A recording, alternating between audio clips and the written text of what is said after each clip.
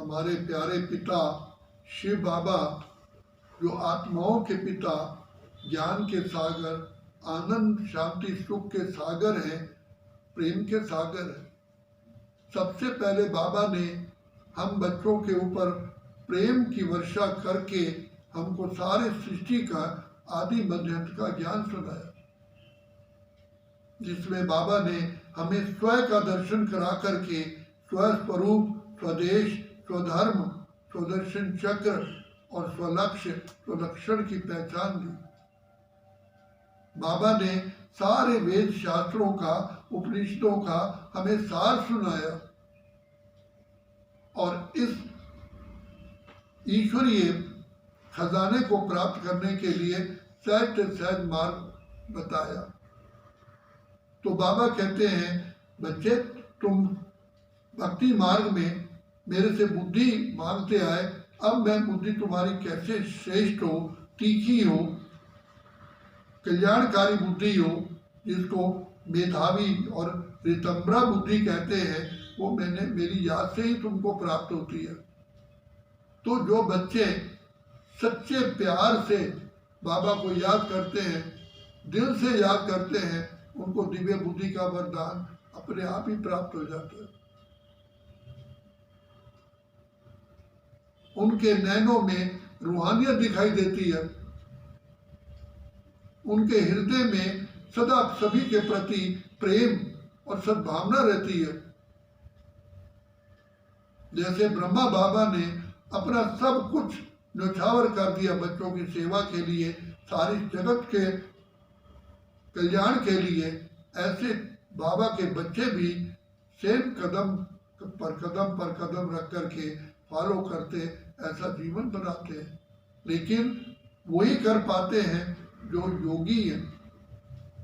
तो बाबा की सबसे पहली श्रीमत है, पवित्र बनो, योगी बनो। पवित्र बनने और योगी बनने में बाप का सुनाया हुआ ज्ञान हमारी बुद्धि में प्रैक्टिकल समा जाता है।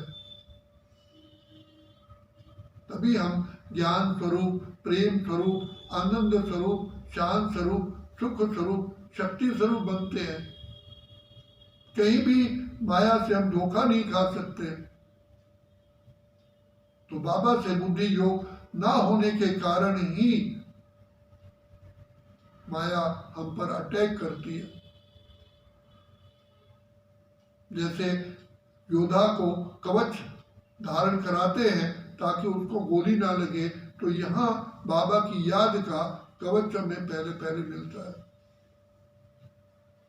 जो हमारे सेफ्टी का साधन है। जैसे रास्ते में चलते हुए आंधी तूफान द्वारा आंखों में धूल पड़ती है, तो ये संसार के इस विशेष सागर में माया की धूल चारों ओर है। इससे बचने का एकमात्र तरीका है बाबा की याद। इसलिए बाप दादा बार बार कहते हैं, मन मना भाव मध्या जीवन। प्रैक्टिकल ये अनुभव बताता है, जिन जिन आत्माओं ने बाबा को प्यार से याद करते रहे, वही श्रेष्ठता की सीट पर पहुंच सके। उनके हृदय में श्री बाबा निवास करते हैं।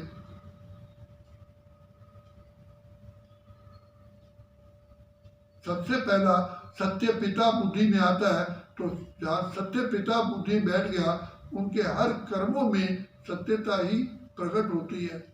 अभी का सत्य बीट होता है। उनके जीवन में सदा खुशियां भरी रहती है। तो बाबा ने हम बच्चों को कितना प्यार से और रहम करके हमारे पर किया कि बच्चे, ये सृष्टि के परिवर्तन की वेला है, जागो जागो जागो।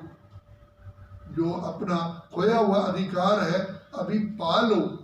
ये परमात्मा पिता की हम पर असीम असीम असीम कृपा है, जो उन्होंने आकर के हमें अपनी भी पहचान दी, घर की पहचान दी, ड्रामा की पहचान दी, समय की पहचान दी। अब बताया कि परिवर्तन का समय है। हम तो अज्ञानता की नींद में सो रहे थे। तो इतना बड़ा उपकार बाबा ने हम पर किया है, जो हमको आकर के तीसरा बुद्धि का नेत्र दे करके हमारी अज्ञानता की नींद को बाबा ने भगाया। तो हम कितने बाबा के कृतज्ञ हैं। हम कितने भी जन्म लें, बाबा का उपकार हम उसका कर्जा चुका नहीं सकते। तो इसलिए बाबा कहते हैं, बच्चे मेरा उपकार तुम यही चुकाओगे कि तुम मुझ बाप को अपनी जीवन द्वारा प्रत्यक्ष करो। सन शोज फादर, ये बाबा के मामा।